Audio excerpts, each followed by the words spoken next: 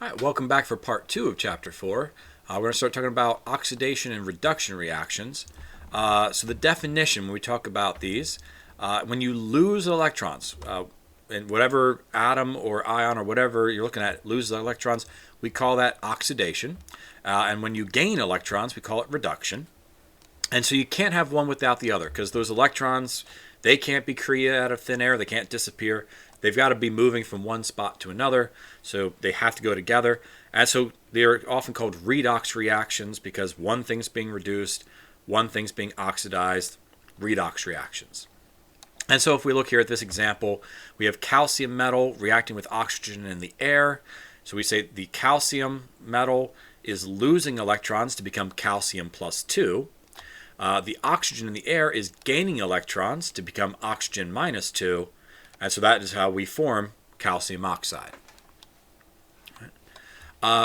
For oxidation numbers, this is how we're going to keep track of which thing is gaining electrons and which thing is losing electrons. These are sort of like pseudo charges. So we assign oxidation numbers to figure out which way is it going to go. So it does not imply that the atoms have these charges. Sometimes they do, sometimes they don't, but it's a way of keeping track of kind of where do the electrons spend most of their time? Where can we assign the electrons to be? It is not saying that they're actually there and actually have these charges. All right, so the rules. If an atom is in the elemental form, it will always have an oxidation number of 0. So any atom, as long as it's in the elemental form, it's 0. So iron, just Fe, 0. Sodium, Na, 0. Oxygen, O2, 0. Phosphorus can be P4, but it's 0. If it's the element, it's 0. The next thing is the oxidation number of a monatomic ion. So just an ion where it's one atom by itself, it's the same as the charge. So the lithium ion is lithium with a +1 charge. That means the lithium oxidation number will also be +1. Sulfide has its S-2. It has a charge of -2, so the oxidation number is -2.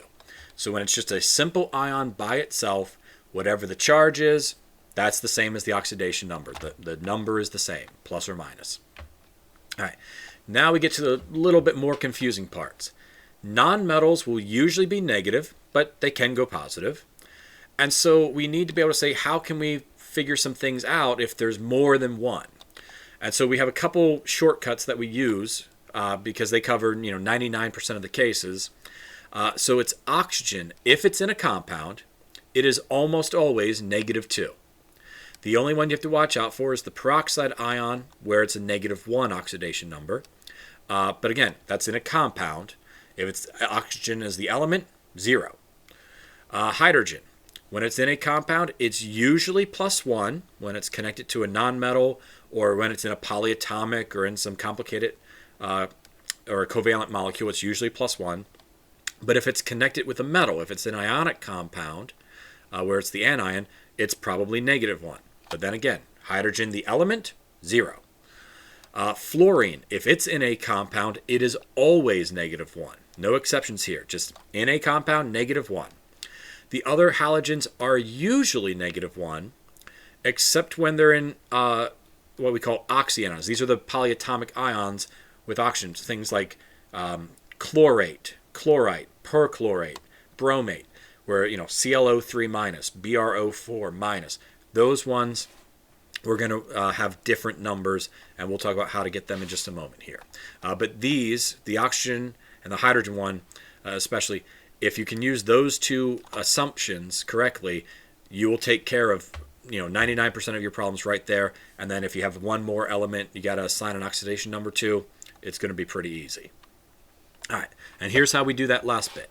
It says the sum of oxidation numbers in a neutral compound is 0.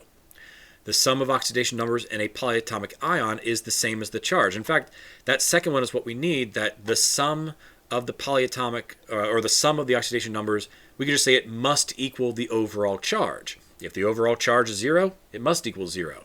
If there's an overall charge of, say, -2, it has to equal -2.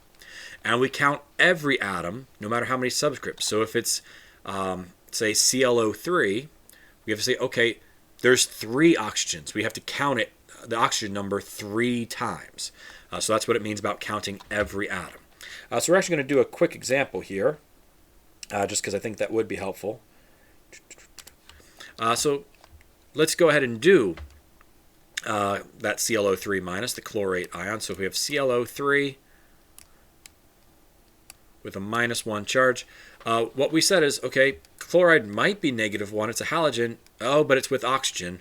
We're going to use this assumption first, where we're going to assume that oxygen has an oxidation number of -2. And if we do that, then we say, well, the sum of all of these atoms, the chlorine and the 3 oxygens, must equal the overall charge of -1.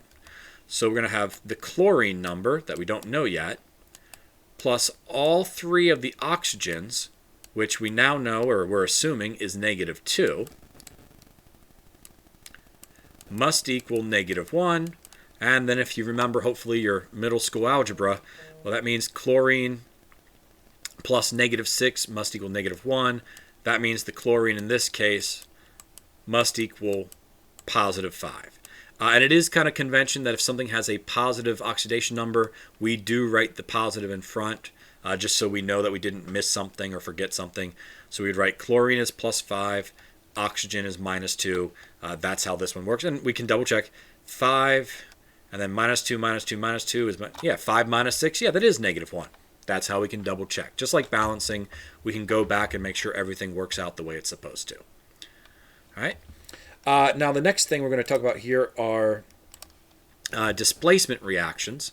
And oops, I shouldn't have done that pen thing yet. In Chem 1, you probably knew this more as single displacement or single replacement. Just like metathesis we knew as double replacement. This is what we would have called in Chem 1 single displacement or single replacement, because just one thing is getting replaced. An ion is oxidizing element. So a single displacement is always a redox reaction. The ion gets displaced, and the element becomes an ion. So here we go. If we look at this reaction, we've got HCl in solution, so they're all separated. We have solid magnesium. If we look at the oxidation numbers down here, magnesium's the element, so it's 0. Hydrogen is in a compound with a nonmetal, so hydrogen we assume is +1. And then to make it add up to 0, the chlorine must be -1. We could also look at that as ions. Oh, hydrogen's a +1 ion, chloride's a -1 ion, so +1, -1. We then look over here and say, well, wait a minute. When we have an acid plus a metal, we often get hydrogen gas and then the magnesium chloride. Well, we say, well, hydrogen gas, that's the element. Its number is 0. Magnesium has a charge of +2, so +2. Chloride is still -1, -1. And so we can say, hey, well, what happened here? The magnesium went from 0 to +2. It lost electrons. It was oxidized. The hydrogen went from +1 down to 0. It gained electron. It was reduced. All right, so that's how we can say it's a redox reaction. One thing was oxidized. One thing was reduced. All right, now what we want to use with that is this, what we call the activity series, which again we talked about in Chem 1, where we say we list them in order where the most reactive metals are at the top, the least reactive metals are at the bottom. And if you're above hydrogen, right, we still put hydrogen in the list there. If you're above hydrogen, this will react with most acids. It'll even react with water usually. And so you will not find these elements in nature. You will never dig up metallic calcium from the ground or metallic aluminum, metallic iron. It just does not happen.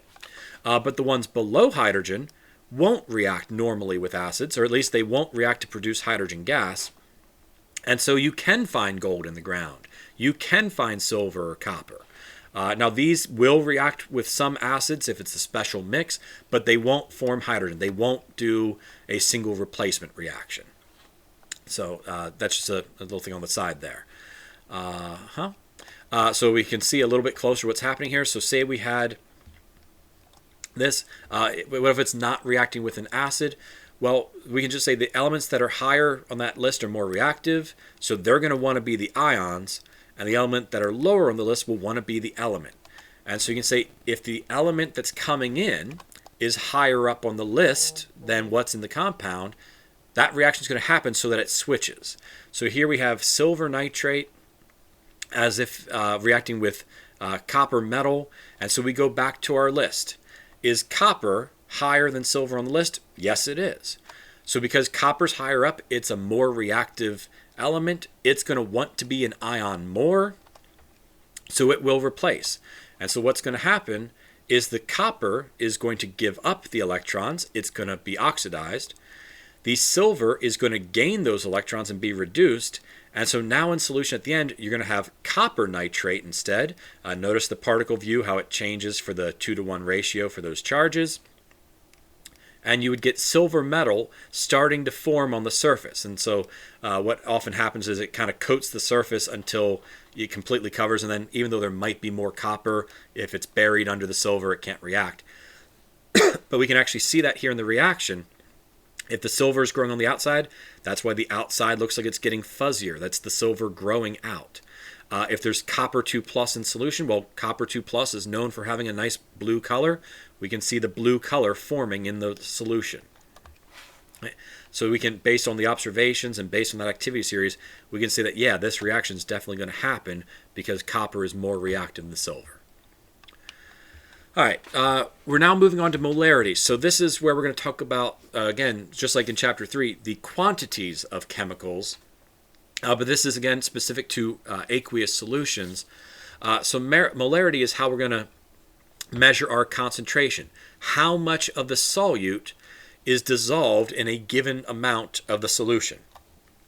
And so molarity is one way to measure that. It's not the only way, but it's definitely the most common for general use. And so molarity, which gets the symbol of capital M, is the moles of solute per volume of solution measured in liters. So it's usually simplified to moles per liter. So moles of solute per liter of solution. And so that's our conversion factor, where if we're in moles from our stoichiometry stuff in Chapter 3, well, this can tell us how many liters of solution we should use. Or if we know how many liters of solution we have, we can use molarity to convert that to moles and then maybe go on to the other stuff in those stoichiometry equations. All right. So we want to know, well, how do we make a solution? And this actually comes up on the free response questions of the AP test on a fairly regular basis, where they'll say, how do you actually do this? So make sure you know this slide. If we want to create a solution with known molarity, we need to know how much mass we need to get the number of moles. So that's just a grams to moles calculation. We also need to know how many liters we need. And so that's where we use what's called a volumetric flask. So it's this glass flask here, and you can't see it, but there's one line somewhere on this neck that is calibrated for that exact volume. So in this case, it looks like a 250 milliliter flask. So it's probably, well, based on this picture, right about here. And so the idea would be you'd weigh out however many grams you calculated you needed, you'd add it to the flask, and then you'd add water right up until it gets to that line. Because that way you have a known number of moles in a known liters of solution, and if you did your math right, it's the molarity you want. So if you ever get an AP free response question where they say, how do you create this solution?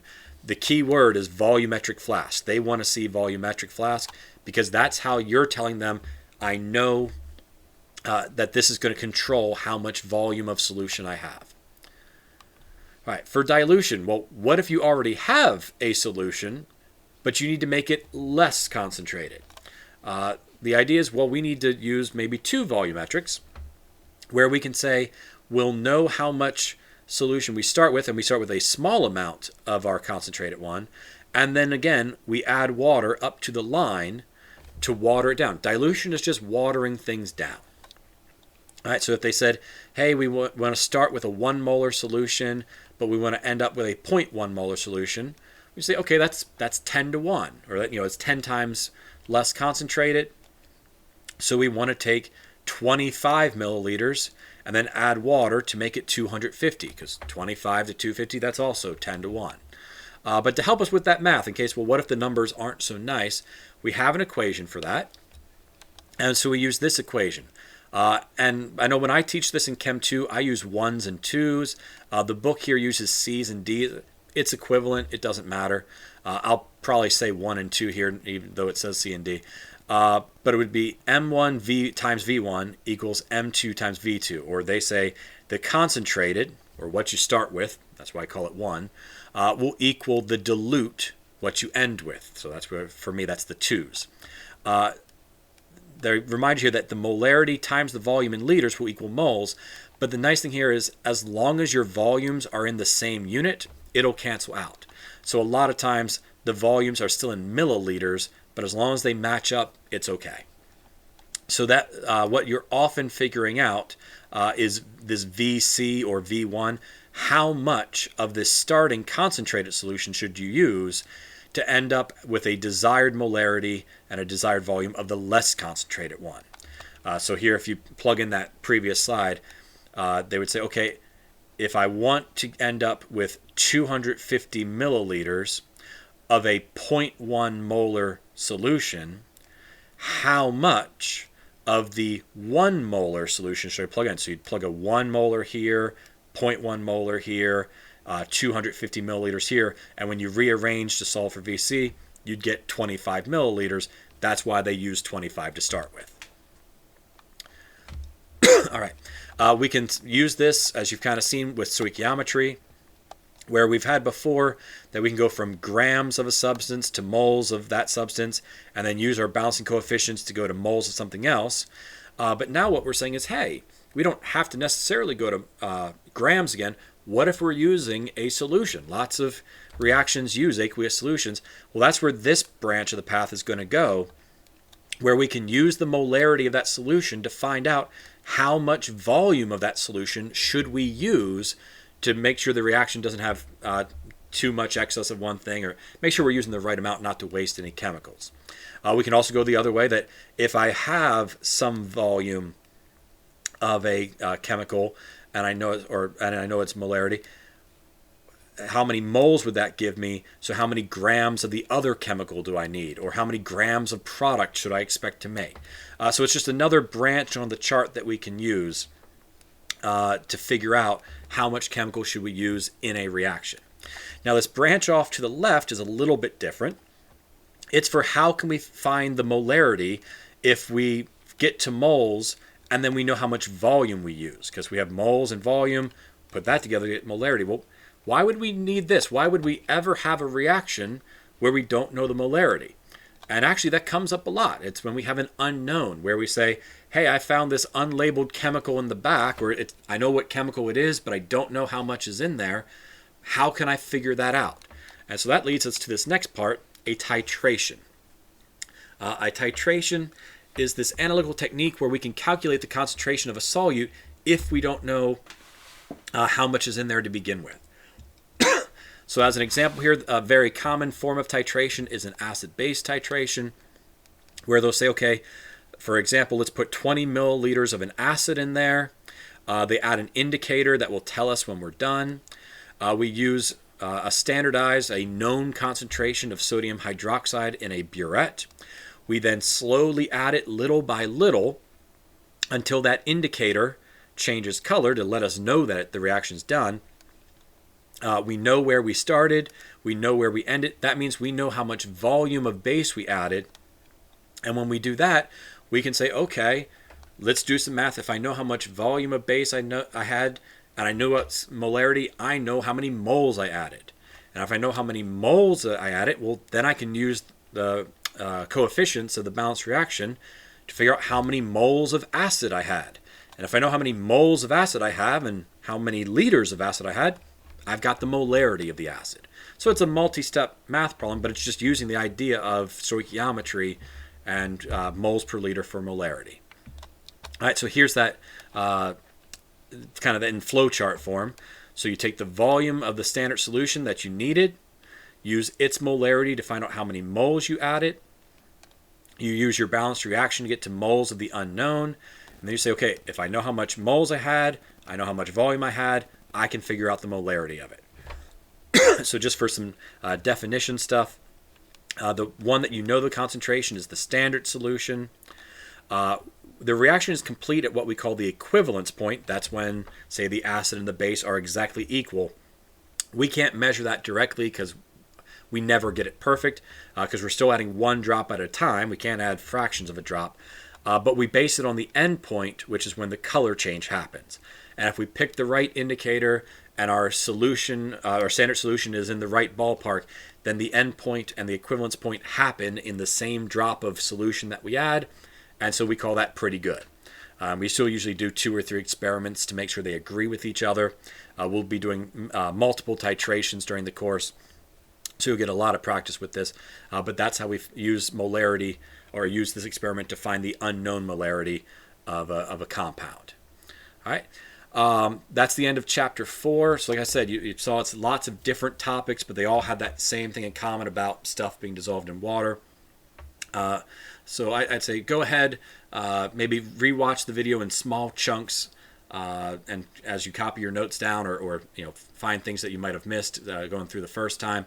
But just know that yes, it's a little bit disjointed, but it needs to, because this chapter sets up a lot of later chapters. So make sure you're writing down any questions you have so we can ask them in class and discuss them to get them cleared up.